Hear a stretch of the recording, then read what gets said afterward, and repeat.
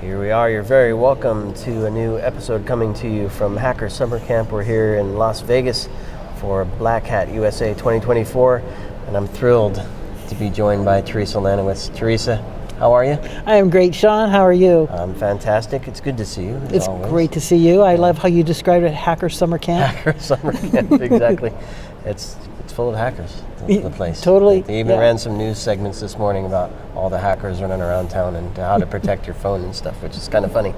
But we're not here to talk about hackers. We're here to talk about Level Blue and the great work that you do and the research that you do that helps inform organizations on how and where to position their protective measures and their teams to really shore up what they're working on. So how are things been? What's new for you in the last few months since we connected? Last few months since we connected. We last connected at RSA back in May. So since then, Level Blue was announced at RSA. And just to remind your viewers, Level Blue is a joint venture between AT&T and Wilgem Ventures. And we're a strategic extension of your team.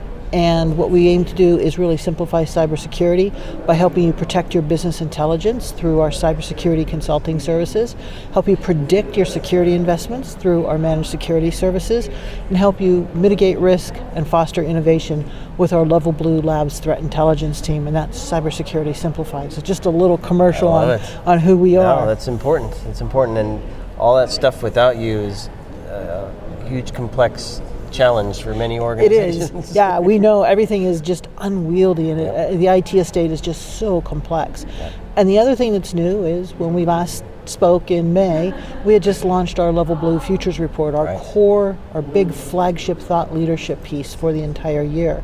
And then what we do over the course of the year is we release other research projects which are part of that Futures Report family. And that's one of the things, that's what we did yesterday. We announced our C-Suite Accelerator, which is, again, a thought leadership piece that's vendor neutral, forward-looking, and actionable, really highlighting the roles of the CIO, the CISO, and the CTO with cyber resilience. Well, let's get into some of that, because I remember it was on top of my mind, and I think probably yours the last time we spoke as well. We briefly touched on the point that the CIO, at least through the conversation that I had, were becoming more prevalent in the world of cybersecurity and certainly risk management, and not just leaving it to the cybersecurity folks to deal with. And I think some of the research you've uncovered shows that there is a growing relationship around cyber and risk and IT ops between the CIO and the CTO and the CISO. So what are some of I guess, kind of frame the report for us that you did, the research around it, and some of the things you were hoping to understand and uncover. Absolutely. So if we look at the differences between the CIO, the CTO, and the CISO, the CIO is in the business of the technology. So making sure that the technology that they're using to run the business is operational, functional, they're looking at ways to differentiate and so on. The CTO is all about that innovation. How can we bring on new ways of satisfying our customers, regardless of who they are, B2B, B2C. It's all about innovation. And the CISO is really about that operational security component, making sure that I am securing everything that's going on, I'm implementing the right security protocols, I'm bringing in the right cybersecurity controls. And I think people think of the CISO, the CIO, the CTO, and they think, they're kind of the same. They must be, a trio. Right. And what we really found out is that there's conflicting goals, not really conflicting goals, but conflicting priorities. The goals are the same. They want to do the best thing they possibly can for their business, right? But they have these conflicting priorities. And the CISO oftentimes does not report to the CEO. So oftentimes the CISO is reporting into that CIO. So in the event of some catastrophic event, whether it is a man-made event, a cyber event, a natural disaster, a fire, a flood, hurricane, earthquake, the CISO, the CISO, does not necessarily have that full seat at the proverbial table to say, this is where we need to be resilient. This is where we need to bring cyber resilience in and work as a team to get our organization functional, operational again when that whole IT estate is impacted. Yeah. So when I think of, I like to think in terms of pictures, maybe diagrams as well. So initially I was thinking kind of a triangle where the three roles, however you want to spin them, right? Who's more important? It's probably whoever's drawn the diagram.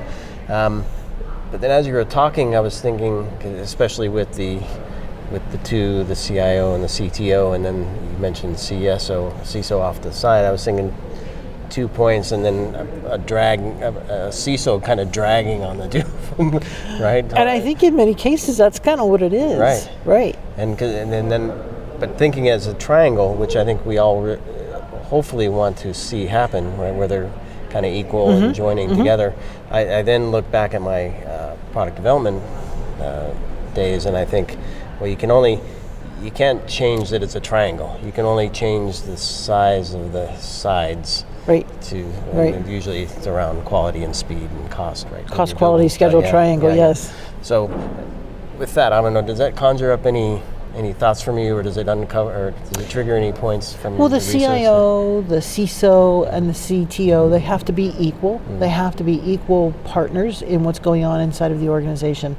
They have to be equally seen and equally visible and equally understood by the CEO. So in the event of some catastrophic event, and this is where we bring in cyber resilience. The idea of cyber resilience saying when the whole IT estate is impacted, what are we going to do? How are we going to make sure that we're all bringing things together?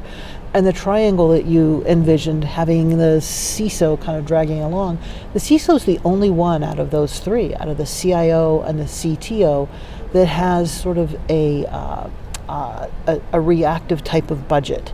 And this is one of the things we uncovered from our research, is that for all of the excellent work that the cybersecurity industry has done over the past 2-3+ decades, cybersecurity is still siloed, underfunded, and an afterthought. So we found out that there's not a line item budget through all projects for cybersecurity. And that's important, because when you do have that adverse event, that catastrophic event or near catastrophic event, you want to say, well, here's what we're doing from the security perspective. And if you don't have the CISO being that equal partner, that equal seat at the table, that becomes very difficult to attain and very difficult to achieve. Yeah, and I think one of the things I saw, and I can't remember which report, it may have been the futures report, but there was a point, and I think it was this report, but speaking to the acceptance of uncertainty, and which groups are okay with moving forward. And my natural mind would say the CTO looking at innovation, let's just go for it, right? Uncertainty is fine, let's see where we end up. But what did the research find in terms of... Exactly, the CTO saying uncertainty is there, but also the CIO can accept a little bit more uncertainty as well. The CISO doesn't want to accept a whole lot of uncertainty, because the CISO knows that if there's some uncertainty, that means that if there's uncertainty in the project, if there's uncertainty in what you're deploying, the adversary is going to be able to find that uncertainty as well. So the CISO is really concerned about making sure they understand all the different aspects, all the different risk components. They want to make sure that they are being very proactive and not looking at things as an afterthought. And what the CTO sees is the CTO takes a look at things such as compliance and regulation and says, that creates friction for me because I just want to innovate. But at the end of the day, we look at some of these new types of use cases that are coming out there, this dynamic computing. Think in healthcare, wearables for remote patient monitoring, robots on a manufacturing floor, autonomous drones, autonomous vehicles, smart buildings.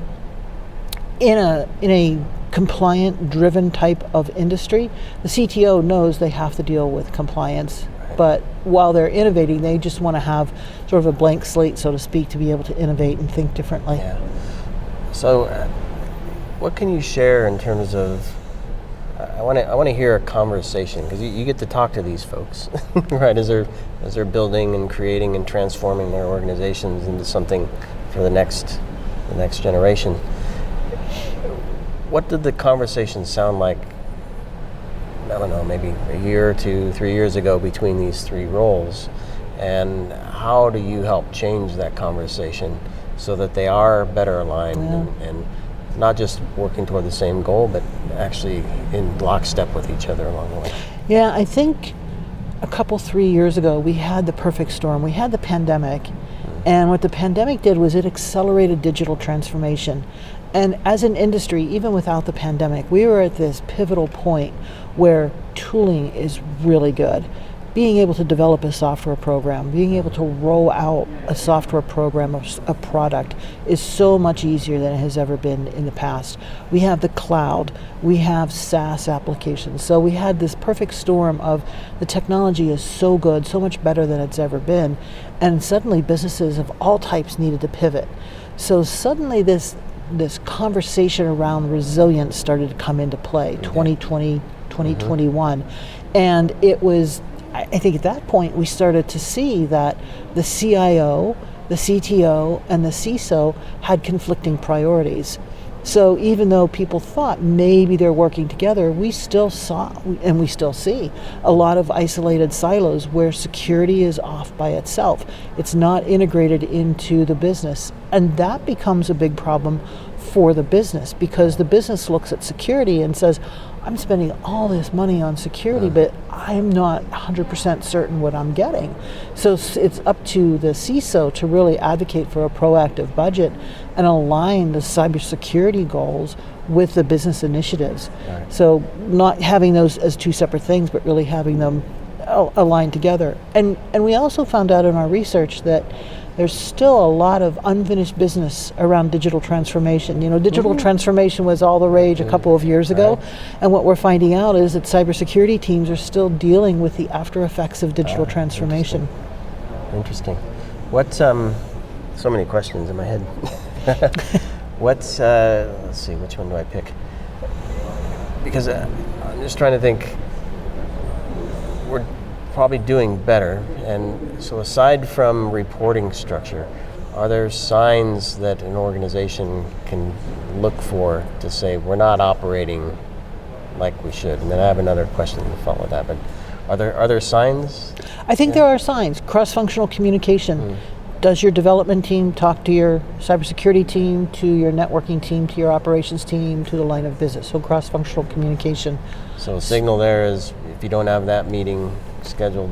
If you don't have that meeting scheduled, if you're not talking to your counterparts, start talking to your counterparts. And you know, in the accelerator, we looked at CIO, CTO, and CSO, but it is also the level below, as well as all the practitioners that report into those three groups. So if you're in security, go talk to your developers, find out what they're doing. If you're in development, talk to your security professionals, talk to your operations teams, find out what they're doing. So cross-functional communication is a big one. Supply chain. So the supply chain is a really interesting one. We found out that 59%, almost 60% of the people we surveyed said they do not have clear visibility into their supply chain. And we think of the supply chain now, and it is beyond the physical supply chain for parts that we might be manufacturing or distributing or using. It's also the software supply chain. So having that software supply chain be something that we have complete visibility in is critical, especially now since you're required to put your software bill of materials, your SBOM. Where did this source code come from? And we're seeing more and more requirements around visibility and transparency about what your software supply chain looks like, what your software looks like. So that's another signal. What does your supply chain look like? And then what do your budgets look like? Are your budgets reactive or are they proactive? Because the CIO knows what budget they're getting every year. The CTO knows what budget they're getting every year from an innovation perspective, but the CISO doesn't necessarily know. What makes it proactive versus reactive, the budget? So if you know upfront, these are the business goals we want to achieve, and we can align cybersecurity initiatives with those business goals, we're going to be proactive. Versus, as we found in our research, across the board, on a per project basis, the budget for security increased 11% year over year, 2023 to 2024. And you look at that and you think, pretty good. But in reality, the reason the security budgets are increasing is because there are these external events, a breach, a competitor's breach. Suddenly you as a security team, you start to get more money. There might be something from a cybersecurity insurance perspective. They may say you have to stand up this control that you don't have. You get more money for that. So it's reactive in terms of some of those things: a breach, competitor's breach, cybersecurity insurance, new regulation or compliance, visibility into supply chain. So you want to be proactive in how that budget is being allocated to you. So how does what you do with your program help organize? I mean, I can see smart people. We can figure this out, right? Let's build a program, let's staff it with people, let's buy some technology, let's deploy it, manage it, report on it, hopefully measure it. Let's leverage some standards and frameworks and things like that. But still, at the end of the day, it's however that person thought about that program functioning in connection to the business. And in there may be flaws. We're human. Mm-hmm. And so I'm just thinking, program to program to program, if you look across all of them, they're probably going to be very different in how they function and how they're staffed and budgeted and all this stuff. And then I look to what you do, and I can only imagine that there's learned experiences across all of these to know if you're in this sector and you have this kind of maturity and you have this risk appetite and you have this budget, here's how you want to do things and not waste money, not waste time, not miss something and leave things exposed, or not really aligned to the business, think you are, not really be proactive, and in fact you're still reactive because you don't know what that really means. Mm-hmm. So tell me how you kind of bring some of this to the surface so teams don't, I think, waste money and waste time on stuff, right? I think you make such excellent points, and there's so much new innovation, so much new technology that's coming out, so many ways to apply that technology. And that's where you make the case for that trusted third-party advisor. If you're doing something new, if you're innovating, you're creating new projects, you're creating new software, you're creating a new business idea, bring in somebody who has done this before, bring in consulting, bring in managed security services. Maybe you're increasing the number of endpoints, maybe you're going beyond the perimeter for the first time. Bring in managed security services, to help you with network and security convergence from a SASE perspective. Bring in people who have done this before. Use that as that strategic extension of your team. Bring in global systems integrators, so people who have seen this, because you made the point that there's a lot going on, and we might be living in our silos inside each business that's running out there, but there are people out there who are seeing this at scale. And correct me if I'm wrong, but by working with a trusted partner doesn't mean you have to give up your own creative ideas. Not at all. Right? Not at all. Don't give up the cool ideas you have. Just put them in. Right. Put them in play in a way that actually works. And if you're using that trusted third-party advisor correctly, they do become that strategic extension of your team. You don't think of them as, oh, they wear a badge from a different company than I do. Right. They're part of that team. They're giving you that good input, that good advice, and they're working hand in hand. And that's why I went back to the idea of cross-functional communication, something that a CIO can really help with. It's that cross-functional communication internally, but also bringing in that trusted third-party advisor and having them communicate on a regular basis as well. Yeah. Always comes back to the people, doesn't it? It does. Always comes back to the people. Well, Theresa, you are wonderful people, and I love chatting with you, and thrilled to have Level Blue on to keep chatting. We're going to talk more about some of the other sectors and some of the research that you've done in those areas to kind of help healthcare and retail and others learn from the research you've done and the work that you do. And of course, we'll include links to the accelerator report. Some of the things we touched on today are in there. It's a fascinating report. Excellent. Lots of good stuff in there. So hopefully everybody grabs a copy of that and reads it and then takes action, because there's a lot of information to take action on there. And please do connect with Theresa and the Level Blue team. And thank you, everybody, for listening and watching this brand story here on ITSM Magazine. Thank you, Theresa. Thanks, Sean. So great to see you.